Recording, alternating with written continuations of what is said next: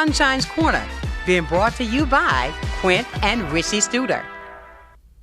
And it is a beautiful Monday morning, trusting you had a great weekend. And you know what? As I say every Monday, every single day, you stepped into the hottest spot in town where you can talk about those difficult conversations and feel safe doing it. I want to welcome you into Sunshine's Corner. And today is not going to be any different than any other. This is the place that we want to keep the community informed, enlightened on things that's important to you. And how do you get to the conclusion of making things better? You talk about it. And that's exactly what we're going to do today. We've got a panel today. I call it my round table discussion, where we are going to go and include everybody in this conversation. You are included as well. But let me welcome in this morning, of course, Derek Scott. Good morning. He is there with the chair with the Democratic Party. We've got Mr. John Roberts here with us today. He is the chair with the Republican Party. And I've got my good friend, my right hand, right here. The Supervisor of Elections, Mr. Nobody else but Robert himself. How are you? I'm doing great, Sunshine. Thank you so much, everybody, for getting up, because I think this is where we need to do it. What we need to do is talk about things that needs to be talked about. I don't feel like that, even with the things that I hear being talked about in the street, when I'm out there, the conversations, I encourage everybody, never be afraid to ask a question. I've always been taught that the only question that's crazy is the one that's not asked. How can you learn? It's by talking about the situation. And yes, today I'm going to be talking about what's coming up in 22 days. We're talking about election 2024, presidential election. We're going to be talking about your sample ballots that you should have already received. I've gotten mine. And the fact of it is, I don't want anybody to feel any other way but comfortable in talking about the things that I even want answers for myself. And I'm going to start off, we're going to start off smooth today, okay? We're going to start off with you to talk about that ballot that everybody should have gotten in the mail thus far. Sure. All right. Sounds good. Well, morning, everybody. So we do have, you should have received, I'm going to do mine here, a sample ballot that should have come in the mail. They were mailed last Wednesday. Yep. We got 90% of 150,000 out in the mail on Wednesday.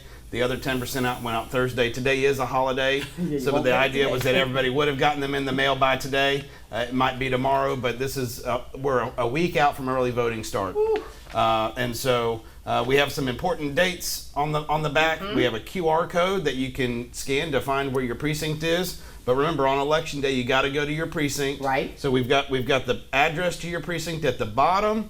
It'll show you a map if you do the QR code. I've got a couple arrows that are pointing there, so that's great.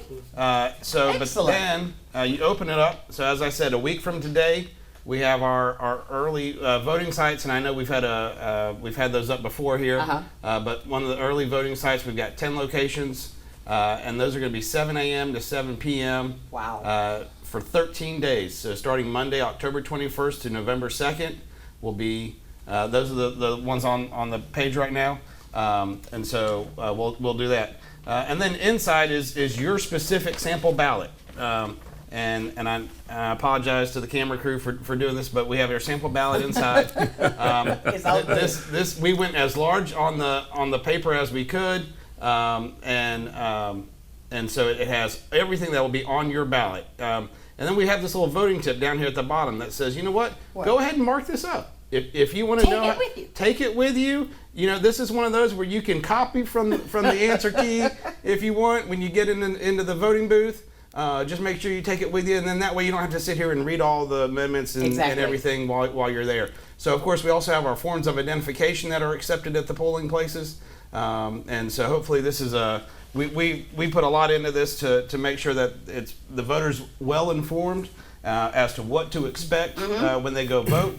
How they can vote, where they need to go vote, Absolutely. and then what they're voting on. Absolutely. So again, we'll put something in the paper in 2 weeks, but hopefully you can do that. You can also access your sample ballot online. They've been up for a while now, and so you can go online to our website, escambiavotes.gov. It should be one of the scrolling bars at the top. You know, you can even check on Am I Registered. You can check on Am I Registered. You put in your name, your date of birth. It shows that you're registered. If you have a vote by mail request on file, You can click the button to go to a sample ballot. It'll show where your precinct is again. So everything that's in this will be also on there. Absolutely. And I want to reiterate what he said about the fact to make sure that you're all registered, that you're okay. It took me less than a minute.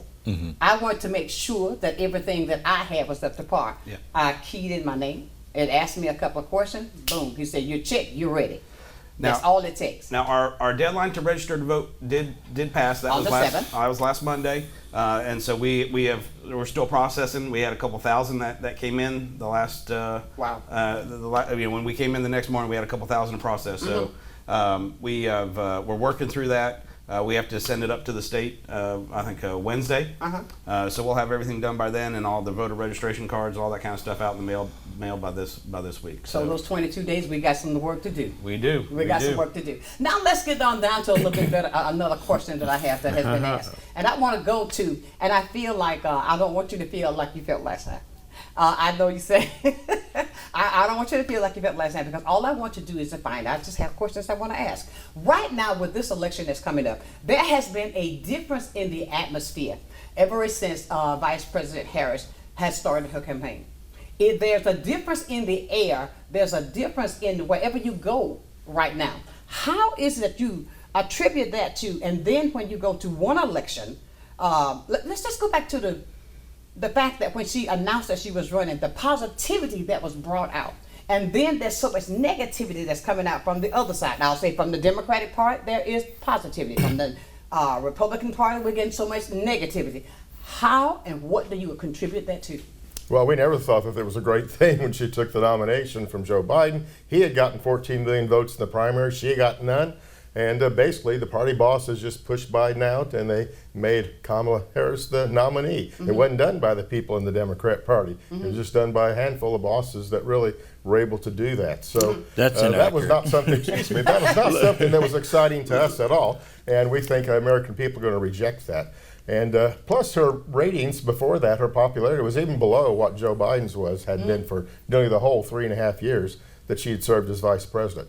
So, yeah, there was a lot of media bias. The liberals were really pumping her up. We realized that. And they were pushing her and trying to make her into something we don't think she really was. But in any case, she's the candidate, so we're good with that. And it's a challenge now to just get our word out and get our people out to vote. And we think we're going to do well. Okay, but that's not what I asked. I asked, why do you think? I don't think. You don't think? Okay. I don't think that. Go ahead with your question. Okay, again. but my question is, why is it that you think that the atmosphere changed when it came more positive? If you go back to the conventions, there was always nothing but bad talking about everybody, even about her. And I feel like then when you come over to her side, then there's things trying to be delivered that's positive. And my question was, why do you think there's so much negativity? Why can't we run a campaign without trying to cut her down for what she's trying to do and not say anything in the negative? So negative. Why is there so much negativity? Well, there's negativity on both sides, okay? I see that. I have not seen a big change, so I disagree with your premise that somehow everything went positive or different, or that things went negative when she became the nominee. The issues are still the same. You know, she said she wouldn't do anything different than what Joe Biden did, so the issues are still the same. The record is still the same. It didn't change. So I don't really think that somehow there was this huge change just when she became the nominee. She's still got to defend the Biden record, which she was part of, and which she still insists she thought was good, and she supported everything he did, and she would not have done anything differently, according to her. According to her. Well, he still didn't answer my question. Go Yeah, ahead. no, Well, I thought I was hoping that we wouldn't start off the morning line, but seeing as what we're going to do, let's start addressing with the first thing he said, and I certainly will answer your question as it was. We had a Democratic National Convention, as we all saw, and we saw how positive and upbeat it was, and the enthusiasm that radiated amongst those delegates who were elected by Democrats all across this nation, who put their trust in the delegates to cast their vote for Kamala Harris to become the nominee. That's how that process works. Similarly to what they do in the Republican Party as it does in the Republican National Absolutely. Convention. So let's not say party bosses, whatever that means, put her in charge, because we know how the process works. I mean, he's a chair, I'm a chair. Let's be truthful in what we're saying. But your truth is very different than truth. But what we will see is in this, there has been an air of positivity Yes, and it has. the enthusiasm and the excitement. And what you see is that because of a presidential nominee that wants to take the country in a direction that's positive and forward, people can get behind hope and change. What they cannot get behind is a group or an organization or a party that continues to perpetuate lies, negativity, and untruths. We saw a president get on television, a former president and a presidential nominee get on television and lie about a race of individuals. We know them as Haitians. We love Haitians, and we know that they don't eat cats and dogs. But this man got on television and said that Haitians eat cats and dogs, and they continue to perpetuate a lie that has been proven time and time again to be false.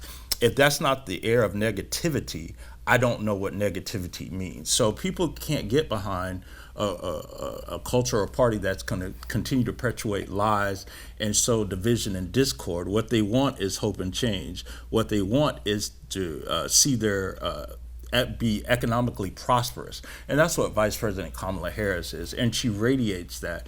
And the party is pushing and promoting things of ideal and change and what the American people want to see. Not culture wars, not book banning, not all of these things that divide and sow discord. Right.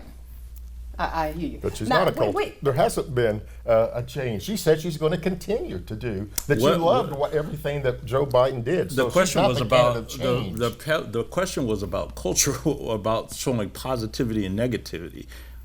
I don't What are think you they've talking been- about? They've been extremely This man got negative. on television, and then when you try to fact check your candidates, when we're talking about President Trump and Vice President and Senator Vance, they say, "Oh, you can't fact check me. Fact check me." That's because you're lying. You No, continue to lie. absolutely not. Well, okay. Look, so what? Since 1964, Okay. the Democrat Party has been attacking the Republicans, saying they want to tear up Social Security. They used to run an ad all the way back to 1960. You're absolutely right. But your chair, you're Rick Scott. You're Rick Scott. You just said it. No, in 1964. Well, let's talk about 2024. Excuse me. Let's talk about I'm talking. 2024. No, let's talk about how the history of this. Okay. In 64, they had an advertisement tearing up the Social Security and so on. This is what Republicans want to do to your Social Security. They've been charging that every campaign since, that somehow Republicans want to ruin Social Security. That is a total lie. It's false. In fact, it was Lyndon Johnson in 1967 who unified the budget.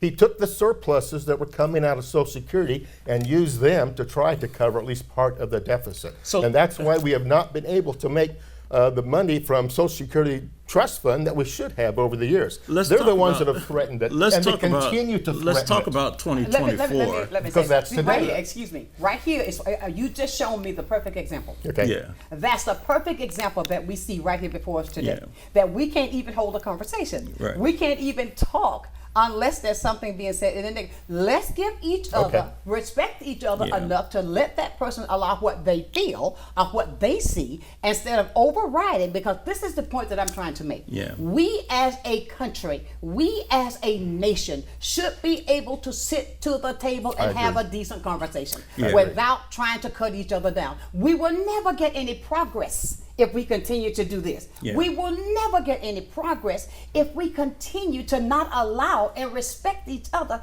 for what their thoughts and feelings I agree. are. Right. So let's do that. We got a phone call. Okay. Okay. And I want to come back to that because I want to include everybody in this conversation today because it is utterly important. Until we as Americans for this country, for people right here in Escambia County, until we learn to respect each other, we can't get anywhere. And I'm going to say that boldly. We have got to learn to respect each other. This is how we're going to grow, or we'll never get there. And that person left the phone. But anyway, go ahead. So what I was going to say is, we talk about this. It's hard to have these conversations when you have someone continuing to perpetuate untruths, right? It's hard to have Yes, a conversation when one person is lying and the other person is trying to give you where facts are right now.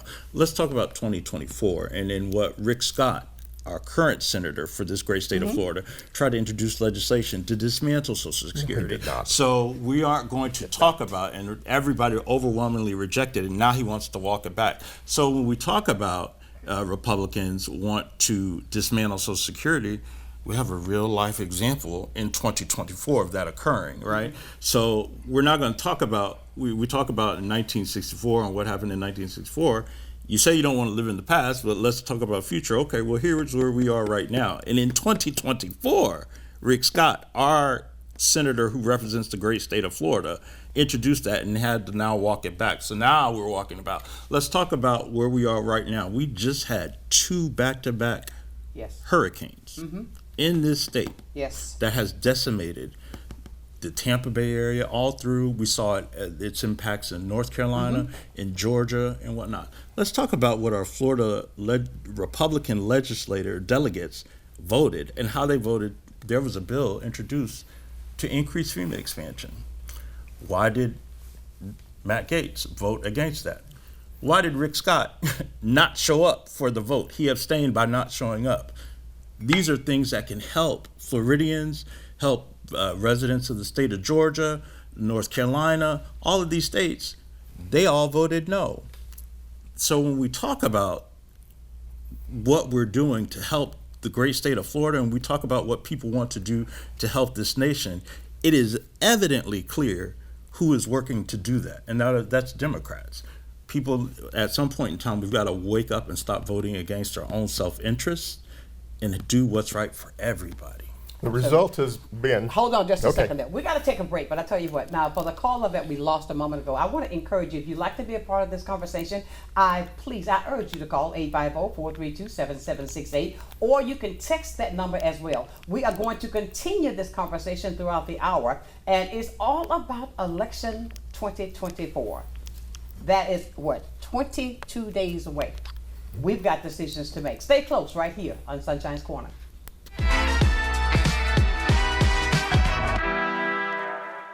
My father was from Mexico. He had me in this country. My mother, her side of the family was a combination of German, Russian, Polish, typical American story. Because of their, wanting to come to this country for a better life, one of the biggest parts of that was having a vote. I live in this country. One of my most important rights is the right to cast a vote. You're an American citizen. You have the right to vote. Take advantage of that right. Affect change around you that you want to see. My name's Eduardo Lara, and I am strongly encouraging you to just vote. Good day, Pensacola. Welcome to a new segment on health and wellness sponsored by Baptist Healthcare in partnership with Sonshine's Corner. Every first Wednesday of the month during Sonshine's telecast, we're going to be bringing you information about health and wellness and ways to make sure we're improving the quality of your health care here in Pensacola. After all, we want to ensure that you're going to the right place at the right time and for the right reason, and that you don't feel alone. Can't wait to see you. When I saw the tumor on the MRI, my first thought was, am I going to be able to see my daughter again? The doctors knew if I did not end my pregnancy, I would lose my baby, I would lose my life, and my daughter would lose her mom. Florida has now banned abortion, even in cases like mine. Amendment 4 is going to protect women like me. We have to vote yes. Let's work together to end breast cancer. October is Breast Cancer Awareness Month, and Black TV and Sunshine's Corner, we're joining this year's annual Making Strides Against Breast Cancer Walk, and we want you to join us. Making Strides is happening on Saturday, October 26th, Seville Square, 8 a.m. A big thank you to all of our sponsors. We couldn't do it without you.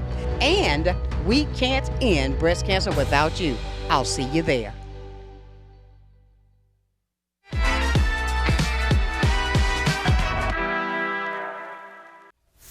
And welcome back to the Monday edition of, I call this my roundtable discussion, coming up for election 2024, coming up on November the 5th, right around the corner. We've got a call. I think that call came back in. So let's go back and see. I want to include the community in on the conversation.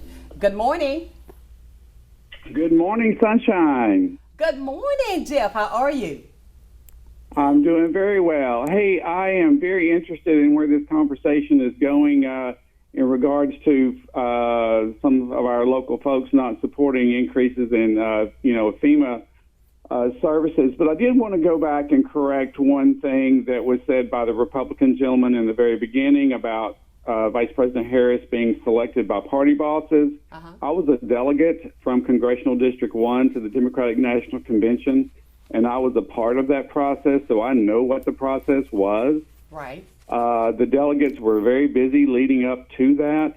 There was a process put in place immediately after President Biden stepped aside, where any Democrat who was interested in running for being interested in the Democratic nomination could file to do so. They had to meet the legal requirements, and they had to secure 50 votes from more than one state. And there was a plan, if multiple names had come back, how we would vote, and if one came back. One name came back, no other person filed to run for that or met the criteria. And so we went forward with a round of voting to nominate Vice President Harris. As she said, she wanted to earn that. Right. There were 254 delegates in Florida alone, and so that was not a backroom cigar situation. That was delegates working hard across this country to nominate Vice President Harris. Okay. And I did just any want of to them clarify actually the vote for the process. candidate who got most of the votes from their district? No. That People voted, no, actually you Right. didn't. You refused to hold a primary. I do have to correct that. Since Florida didn't even hold a Democrat primary, the Democrat Party refused to hold one. So Let's be clear. Let's be clear. Choose your words correctly, because again, we're going to speak in fact and not lie or myth. I'm a part of the executive committee for the Florida Democratic Party, the Central Executive Committee, that held a vote where we decided that we were going to nominate Joe Biden and put him on our presidential primary ballot. So we made a decision. Again, we are entrusted by Democrats in each one of the 67 counties to do so. So refusing is nobody said we were going to have one and someone said no, we weren't. That is not how that works. So again, if we're going to speak, let's be truthful. Let's not lie. Let's talk about it, especially when you weren't there. At least the last time I checked, you weren't a member of the Democratic Party, right? Okay. So with that, as I said, when we do that, that's the process. And Jeff is right. He walked through that process in detail. Just as I mentioned earlier, there was no backroom party bosses. Delegates, as I said before, walked through the process and nominated and went through that process to nominate Vice President Kamala Harris. And Democrats in the nation, as we see, could not be more thrilled that that has occurred. Absolutely. Well, still can't argue the fact that she received 0 votes in the primary. Joe Biden received 14 million votes, and they rejected Joe Biden. They pushed him out. But in any case, let's get to the real issues. They in this didn't campaign. reject voting You want for to Joe talk? Biden. Excuse me. They Let's get to the didn't do real that. issues. Okay. Let's talk about inflation. Let's talk about the border. Let's talk about the crime issues that are affecting America. These are the things that people are really concerned about. Probably not all the little nitpicky stuff about how they got the nomination. But in any case, those are the things that really concern people. And what's happened during the last 4 years? We saw when Trump was president for 4 years that real average wages went up 8.2%. We also saw that during these 4 years, almost 4 years, the Biden-Harris administration, they've gone down 3.4%. That's the bottom line. We've had huge inflation. We went from 1.4% inflation when Trump left office to averages of 5.8% during the Biden-Harris administration. People are suffering because of that. Gas prices are up 37%. Grocery prices are up 22%. Car insurance is like over 50% up. We've had these tremendous costs of inflation, all due to policies of the Biden-Harris administration. We want to change that. We want to go back to where we have a pro-free market administration, a pro-energy administration, not one that literally promised to fight our oil and energy companies to be able to produce more energy in this country. So they've caused that. It's deliberate on their part. This huge spending that they have done has not helped the people. It's maybe helped some rich people who are invested in these companies, but it's hurt the people, and that's what needs to be changed. We have a huge debt. We need to start getting our spending under control, and we need to start working for the people. We've always supported FEMA. They have these little tricks where they put something else in the bill that they know Republicans won't want, and then complain that they didn't vote for the other thing. I get how that works. That's just manipulation. But we're trying to be honest here. Real changes. We support the saving the Social Security system and Medicare, and we also support veterans' rights. My dear colleague here at this very last meeting we had said that Project 2025 is going to do away with all veterans benefits.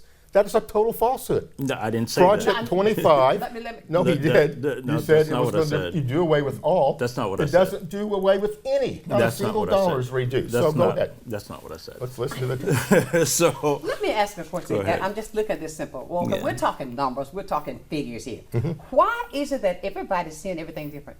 When you Yeah. got, if it's one way, why do we come up with a different at the end? You're saying 25%, you're saying another.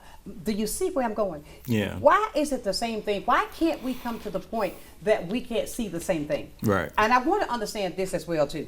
Why is it that, as we know, and I gotta say this, now, when former President Trump was in there, he was living off what he really was going off was what President Obama had said, Mhm. and he was Thank riding you. off that. Thank yes, you. sir, he was. Hold on 1 second, please. Good morning. Good morning. How you doing this morning, Miss Sonshine? Doing well, And to thank your guest, I got a question for you, Mr. Robinson. Mr. Robinson, I heard President Obama said the other night, I don't know if it's true or not, that the reason the economy, when President Trump took over, that it was a good economy that Obama had already. So he came into a good situation. Is this true or false? After It that, was a please. weaker So when economy. you say that the economy is bad now, well, he inherited a good economy. That's what I heard President Obama say. Well, there were a lot of different. If you compare it, you know, Obama himself complained throughout his presidency that the bad economy he had was blamed on Bush. And then when Trump became president, Obama claimed that the good economy under Trump was somehow due to Obama. As soon as Trump became president, he began reducing hundreds, not a few, but hundreds of regulations that stymied our economy. And in December of his first year, he passed a major tax overhaul and tax reduction. Those had a giant effect on stimulating the economy and increasing prosperity for the American people. And that's the kind of thing that we need to do. And the Democrats have attacked that without mercy. Not a single one would support this tax cut for lower income people as well as those who make more. And that's what produced the kind of economy we needed, one which reduced unemployment throughout his time and balance the budget, but we were working toward that. And we also saw that there was an increase in people's incomes and prosperity. That's what we need. But you don't see whereas when each president, whatever former president was there first, when that president that's coming in is really building from the repercussions of what was already set there. Well, of course, What they had done that with. But Trump made these big changes to improve things. That's what we're saying. But He you made can't all say- these No, reductions. you missed, no. so It's not like everything was perfect when he came. If We I can- needed more growth, and he stimulated the growth. I'm not that sure. Obama didn't do. I'm not sure why you have an inability to answer direct questions, but the man asked very, very specifically, do you agree whether or not President Trump inherited an economy that was good based off of the work that President Obama did? That all it required was a yes or a no.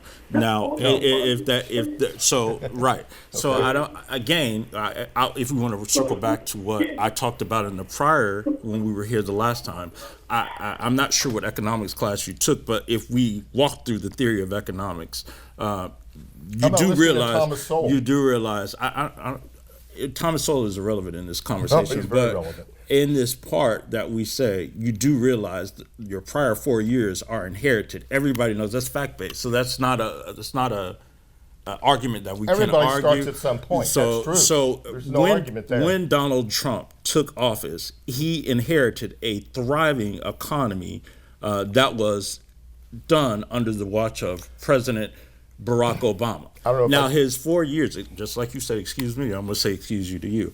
Now, just like in the 4 years that Donald J. Trump was office, then we get to 2020 and the economy is decimated because of his tax cuts for the wealthy, inability for the people, the top 1% to pay their fair share in taxes. We see a decimated economy and his inability to effectively handle the COVID pandemic here in these United States, where he told people to drink bleach or insert.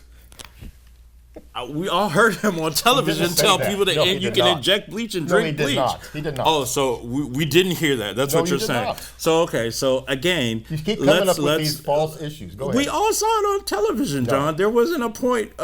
No, you he did not You say saw that. it, correct? No. It wasn't just You did say me. drink bleach. We can ask anybody that was You who want had to tuned change the in. subject from real issues again. So again, my point was that he decimated the economy due to his poor mishandling of COVID. That's where my point was going. So when you talk about it, where we are now in a President Joe Biden economy, where we are having to rebuild from the devastation that was Donald J. Trump. At this point, the Dow under the presidency of Joe Biden has reached its all-time high. It has never been as high as it's been. It reaches all-time high during his presidency. Now, are you going to dispute that, or are I'm you not saying, disputing that okay? So, particular fact that I so am again, I'm going to say, excuse me, because I'm still talking. At this point, we've gotten all of the chips and sciences. We've got the Infrastructure Relief Act. We had the child tax credit that Democrats put in place that put pockets into these low-income Americans, as you say, as you named them, that helped them, that Republicans voted against and took it. It's a Republican-driven Congress. What are you talking about? You did vote against it. We no longer have the child tax credit. It certainly wasn't Democrats who voted against it because we put it into place. So again, if you're going to have a conversation with Escambia County or the viewers in Northwest Florida, have it rooted in truthfulness. Stop lying and perpetuating falsehoods. Okay. We know at this point in time, the economy is trying to build back in the Dow. Unemployment is at an all-time low, certainly lower than what it was under Donald J. Trump. And we can't say that that is the work of Donald J. Trump. So let's be clear in what we're saying. Employment is low. Gas prices, since you mentioned gas, is at an all-time low right now. So let's please be fact-based in what we're saying. And at this point in time, America wants to continue to see the progression that we have, which is lower, when we go to the grocery store, having lower lower prices in the grocery store, having lower gas prices. That is the work that Vice President Kamala J. Harris has committed to the American people, that she will continue to build on the legacy that was President Joseph Biden. So again, if we're going to have a conversation, as I try to be truthful, I'm going to ask you to do the same. Okay, now understand, in 2019, the Republican Party, with total Democrat opposition, passed a tax reform bill. In that bill, it doubled the child tax credit from $1,000 to $2,000. So why did you vote? Why did you vote to take it away? We did not vote to take it away. Why is the child tax credit no longer with us? It is. What are you I don't know what about? you're talking about. But in any case, all right. Well, you asked people who there. get that on a monthly It's basis. still there. Yeah. And so we put it in. Okay, Democrats opposed putting it in. Now, The host wants to ask a question. other thing is, Yeah. if you say that the Donald Trump tax cut bill in 2017 was so bad that it just cut taxes for the wealthy, and the wealthy don't pay their fair share, then why hasn't the Democrat Party repealed it? Why didn't they try to repeal Because we don't. that? Hello, we Why don't didn't they control try to Congress. That's a change dumb it? question. You haven't even tried to change You have to. it. If you have think to that was introduce such a bill. Excuse me, If I'm talking. You asked me a question. No, I'm trying to no, answer it. No, You just did it's you not rhetorical. just ask me? Just a moment. Oh, okay. Now it's rhetorical. Understand okay, though, if you really wanted to repeal, if it's really that bad, why didn't they do it? Obama did the same thing. Okay, in 2008, he campaigned that the Bush tax cuts of 2001 were terrible. It was just a tax cut for billionaires. And yet he had a huge Democrat Congress the next 2 years. Did they repeal that bill? No, they extended it What year are you without talking changes about? for the next 4 years. What year is Obama, this? when he became president, after attacking Bush's tax cut, actually extended it for another 4 years with a huge Democrat Congress. They did not repeal it. Why is the Democrats attack Republican tax cuts, but when they get in office, they never repeal them? Okay, why is that? Now answer that. You do. Okay, let me intervene because I see this is going back and forth, back and forth, back and forth. Now, but my question that I want to revert to right now is because I'm looking at what's happening right here in 2024 that's going to affect us on November the 5th. Okay. What I want to know is from the both of you, with how, especially with people of color, why is it that each time, and this was a direct insult, I feel, especially to the black community, that was done by our former president, Donald Trump. when he was convicted of those 34 felons. And he turned around and he said, now I'm going to go after, as I paraphrase, to the black community because they understand now what I understand. We can communicate, but we understand each other. That was a direct insult. So what are you saying, that we get locked up, that we are convicted of felons, that we are the ones that are out there to convict, that's doing all the crime, but when the records show that it's not? But my point is, why is it that we got to go to something this way? Why is it that each time, and yes, I will say, former President Donald Trump, he always comes out with a negativity and is so pointed toward the lower class and the people of color? I really want to hear that, because of the fact we know that in the election with President Biden, that it was the women who was the most popular with his vote. And again, I say that's going to happen this time again. But my question to you is, I want to get rid of all the negative. Let's go back to January 6th. Look at all of this negativity. How can the world survive? I'll go back even a little bit further. President Obama was the most disrespected president I've ever seen. And it all came from the Republican Party. Why? We disrespect the liberal philosophy. We do not disrespect the person. Okay, it has nothing to do with that. The Republican Party has an incredible, excuse me, an incredible record on civil rights. We have a great record on that. Our opposition does not. What I said was, okay, why now, was he so disrespected? I don't saw. think he meant it in the way you're taking it. I don't really know. Okay, it didn't seem that way. I don't even remember that statement, frankly. I don't Look at even remember. anything during his But term. in any case, has he said some things that probably he shouldn't have said? I'm sure he has. Okay, but that is not his record as a president. He said what that he has does he not done even for have people? a plan for what he wants to do. He does not have a plan for what he's going to do if by chance, which he won't win. What's his plan? He has lots of plans. No, I mean, he said he has a concept He has of a plan. of a plan. He has a He record. does not have, he has a concept of a plan. How can we? I think he has a much more detail of things that he is has going much more to do. detail of a concept? More detail of things he wants to do. I don't know if you heard his speech before the Detroit Economic Club. He got to a lot of detail before that group. What has the opposition given us in detail? You can hardly get Vice President Harris to even speak before a press conference, okay? She's resisted telling details about what she plans to do, except to say she wants to continue what Joe Biden did and that she supported everything Joe Biden did. That's her record. Donald Trump has given much more detail about what he wants to do to improve the economy for the American people. And that's where we stand on that. Okay, we got to go to break, but I want to do this. If you can, Jen, and I know this is a huge question, I would like for you to go back and find that clip of the Clorox. I know that there's a clip there. Mm-hmm. If you could find that. I know I may be asking a lot because of the time that we have.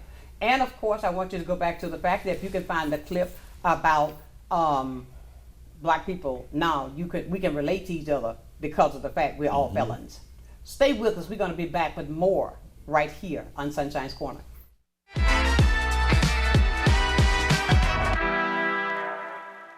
You finally found the perfect car in racing blue. You even got them to throw in the LED fog lights for free. Auto Owners insures your car because some people never learn to parallel park. That's simple human sense. Ask the Messick Insurance Agency in Pensacola if auto owners make sense for you. Keep going. More. No, stop! I remember the doctor handing me a baby boy that was blue, and I just held him because he was so cold.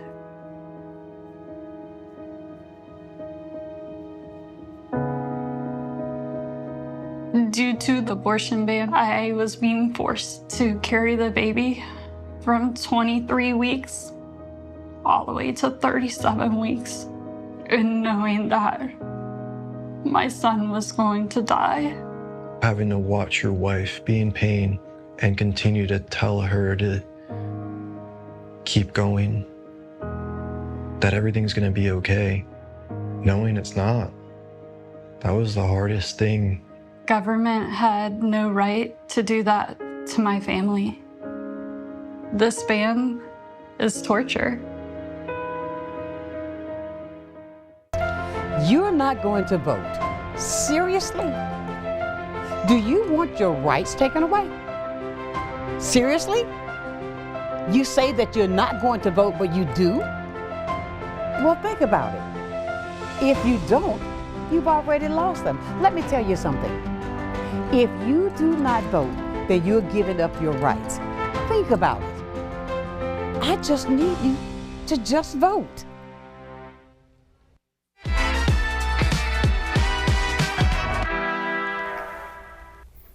And welcome back to the hottest spot in town. I wish this show was 2 hours today. However, we've got phone calls lined up and we have a million text messages that are coming in. First of all, let me read this text right here. It says, could you ask why we have a governor that's supposed to make sure we don't get overcharged for food, gas, insurance, housing from the pandemic? From the pandemic? The pandemic is over, okay? But we are having the repercussions from the pandemic still. I suppose we are, yes, but we're also having more repercussions from the inflations that's occurred as a result of the Biden-Harris administration and the policies that they have enacted. That's what's causing the inflation. It's not left over from the pandemic of 4 years ago. It's coming out from the policies that have been enacted during the past 4 years. They passed this Inflation Reduction Act, which was supposed to reduce inflation, and inflation shot up to over 9%. That is not success. And that bill actually was spending money for what we call the Green New Deal. It was something that was not helpful to people. It was not a positive thing at all. It caused a lot of this inflation. Green New Deal and Inflation Reduction are two different. What do you think about that? I was just going to say Green New Deal and Inflation Reduction Act are two totally different pieces of legislation. Now let's go to the phones right now because I've got several people been holding on forever. I want to include everybody in on these calls. Good morning. Okay, if you will, please, somebody if you're watching your TV, you're going to have to turn your TV down so that we can hear you. Good morning, you're on the air. Yeah, I'd like to know I'd like for y'all to speak on the border and why Kamala Harris and Joe Biden has allowed all these people to come in to raise all these prices up, giving money to those people that's come across the border and not giving to the people, not giving to the hurricane people, et cetera, et cetera. Would you please comment on that and ask both Democrat and Republican Party there? Thank you. Yes, thank you, sir.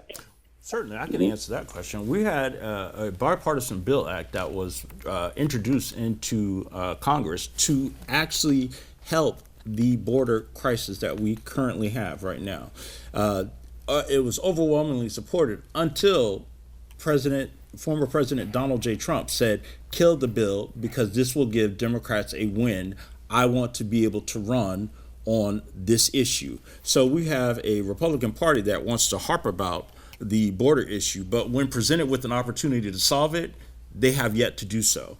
To address his second part about money going to immigrants instead of helping hurricane victims, that's overwhelmingly false. We've heard from every governor except Ron DeSantis because he refuses to take the president or the vice president's calls. We've heard from every governor who have been affected by these hurricanes talk about how quickly our executive branch acted, worked in joint unison with their states to make sure that the disaster assistance and the recovery efforts that were ongoing in those states will help. So there's not been a president, except for Donald J. Trump, who took money from FEMA to go to immigrants. And that is when he took the money out of the FEMA budget to lock up children and separate children from their parents at the border. That's the only time that money has been diverted from FEMA to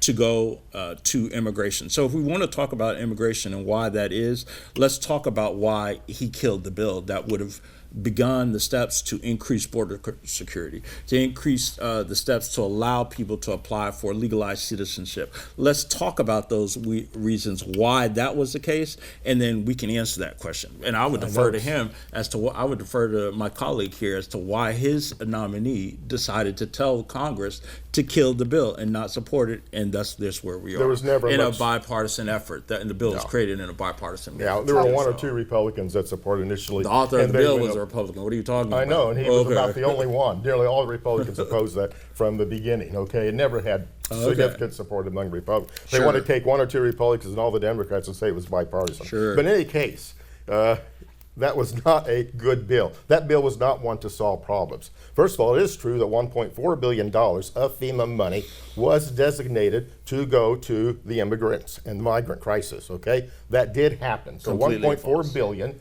of FEMA money was designated for that purpose, okay? I'm not saying they took away from the others, but they did add that, and that was included in the FEMA budget. Okay, so that's just a fact.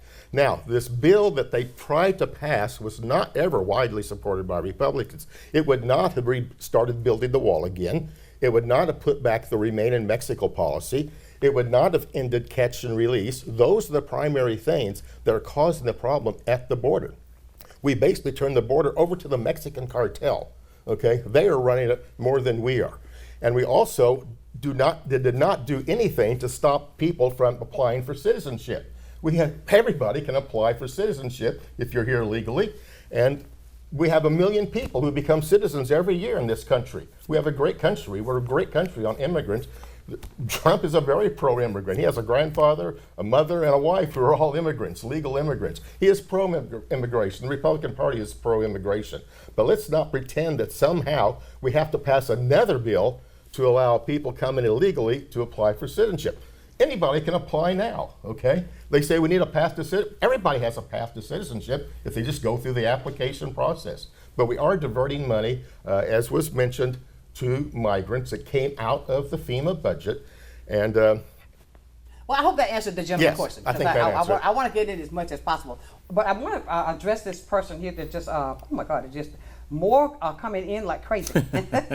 Hey, Sunshine, how about, while you look for that, let me just talk about real quick. Keep go through that. I'm trying to find this question. So I would just say later this morning, I'll be on a call with the other 66 supervisors around the state, and we're going to be making sure that that all of these offices, these supervisor of elections offices, that they have the tools that they need to make sure that everybody can get out and vote on November 5th and before then. So the governor's already done an executive order after Hurricane Helene to give us some flexibility in some of the things we do. For instance, we're not supposed to be changing polling locations within 30 days of an election. That's been waived because there are some polling locations that have been decimated by the hurricanes. Right.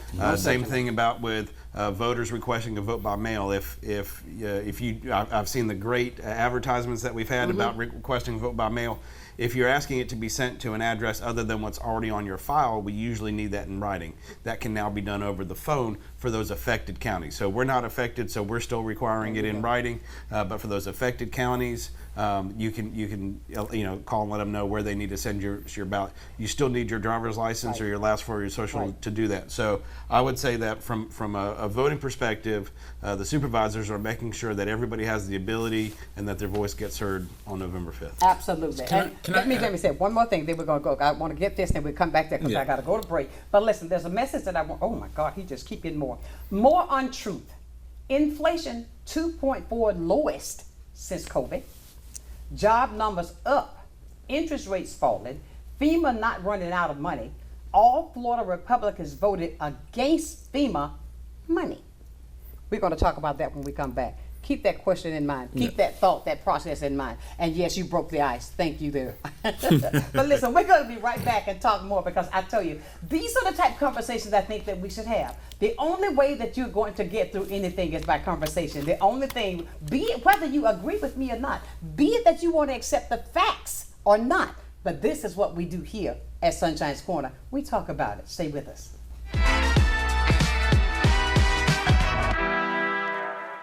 As we come upon this election, it's important for everybody to get out and vote. It is critical. Voting is the cornerstone of our democracy. It lends a voice to everyone, to the people, to make sure that America is the society that we want it to be, that everybody wants it to be.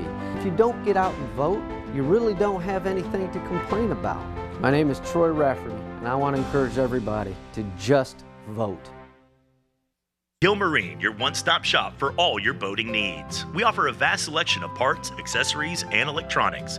Discover our range of used boats in every size, shape, and brand, all ready to get you on the water today. And we provide expert advice and top-notch customer service to ensure you have the best boating experience.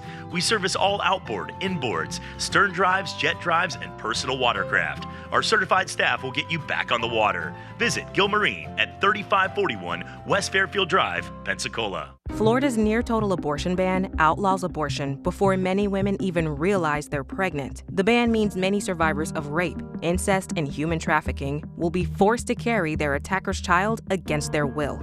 The ban forces doctors to delay critical medical care until their patient is on the brink of death or face felony charges.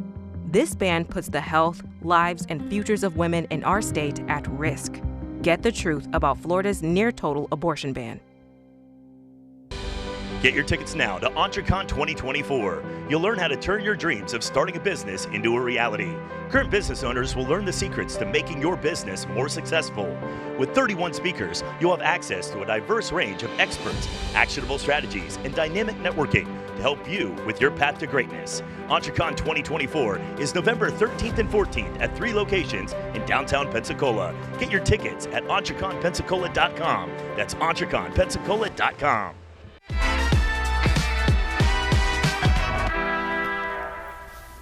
And welcome back to this Monday edition of Sunshine's Corner. We've got our roundtable discussion going on today about election 2024 coming up.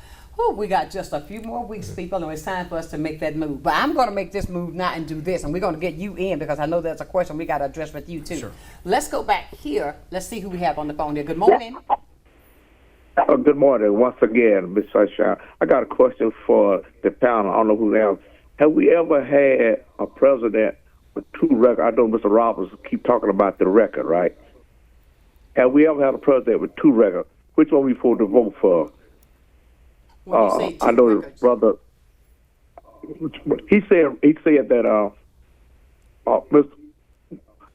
Mr. Trump got a record. You said that with 35 record counts a record, right? And then run for president. That's a record too.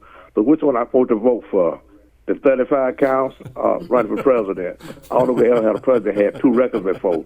I need to know. I ain't the smartest man in the world, but I just need to know have we ever had a president with 2 records. So I need to know which record I need to vote for. Have a great day, Ms. Sunshine. All right, thank you. Okay, hold that question in mind. I want to get some of these people. I'm going to readdress that because that was a joke. Okay, good morning. Good morning. Okay, so I don't know what's going on there, but I'm going to do this. I know what's going on here. Now, it's like this, okay? What the caller was asking is, he said that which way should he vote? He's never had a president with 2 records. When he says 2 records, he means that this has 35 felonies, and then the record that he's going to run for president. Which should he vote for? Do you understand? He was really being sarcastic, but the fact of it is, we get the sarcasm. And I just wanted to make sure that he knew that we were not leaving him out for what he was asking. And we want to go back now because I don't know. I think when the light pops up red, we'll do it again because they're on hold. I don't know what they're doing, Robert. But there was something that we had left off talking about in the fact that, look, we've only got 20 some odd days before November 5th. We, as a people, right here in Escambia County, and this election is going to affect the entire country. Mm-hmm. And my question to you, because we've got 4 minutes left, is that do we want to go into bickering, the rhetoric that we see every day, or is it the positive to take to do something for the American people, or do we want to do something with someone that have a plan to go in for this new election that's coming up in November? I want to give you a minute to close out for me there, Robert. Okay. John. I'm looking at your name, Robert. Okay. Yes, we want to have a positive agenda. I think we put forth, if you read the Republican platform, it's a very positive agenda. We want to do a lot of things. We want to have a strong foreign policy. We want to have a strong defense. We do not want to give money. We want to attack Iran. Even Harris, I think, made a good point that Iran is a huge enemy, if it's not our biggest enemy. And yet, the Biden-Harris administration loosened all the sanctions on Iran, allowing them to sell oil and to get $80 billion a year of revenue that they did not have before. They even released $6 billion just a few weeks before the October 7th attack. So that is not the way to conduct foreign policy. We should have kept the sanctions on Iran so they didn't have the money to fund Hamas and Hezbollah and these other terrorist organizations whose only goal is to simply murder every Jewish person ever there, probably in the world. So that was a wrong step. We want to correct that and have a strong policy. We want to have an economy that is focused on the free market and expanding opportunity for people. That's the only way we're going to have the prosperity that we really want to have. Okay. And of course, we need law enforcement. I'm going to have to cut you right there. I'm going to do this because this person been here forever, and we're down to 2 minutes. My goodness. Good morning. Organization. Yes, good morning. Please turn your TV down. Yes, ma'am. Okay. I just wanted to make a comment to the gentleman in the middle who said the Republican Party has, who indicated that they have not been a major source of negativity, and the main source of personal attacks. That is an outright lie, to say the least. I find it shameful that our leaders in the Republican Party have been saying things that we wouldn't allow our children and grandchildren to say. Yet the one-term, twice impeached former president and convicted felon has called former federal prosecutors stupid and unintelligent. He has mocked the mentally disabled, and he's called our military heroes losers. So my question is, how can, with a straight face, you say that, one, that the Republican Party is not a major source of negativity, and two, that level of disrespect is done on both sides? Thank you so much, caller. And I tell you, we can't even address that. We didn't even get to talk about the amendments that I wanted to talk about so badly. I'm talking about 3 and 4. I mean, I wanted to talk about those, but you know what? When a conversation is going on like this, the time just seems to fly by. We need to do a continuation. Can I just throw one thing in? Yes, go right ahead. So one, I just want to show that we've gotten over 7,000 vote-by-mail ballots back. We have about 90 to 100 that have not been accepted, and that's either because the signatures don't match, there was no signature, the husband signed the wife's. So we do know that the envelope is a little tight when you put the ballot in. But you so can there's a little bit of a gap, but it still seals, and that's not an issue. We're still accepting them. So go ahead and get in your vote-by-mail ballot. And thank you so much, everybody. We've run out of time, but I want you to know we love you with a perfect kind of love. Until tomorrow, keep shining while I'm gone. Sunshine's Corner, being brought to you by Quint and Richie Studer.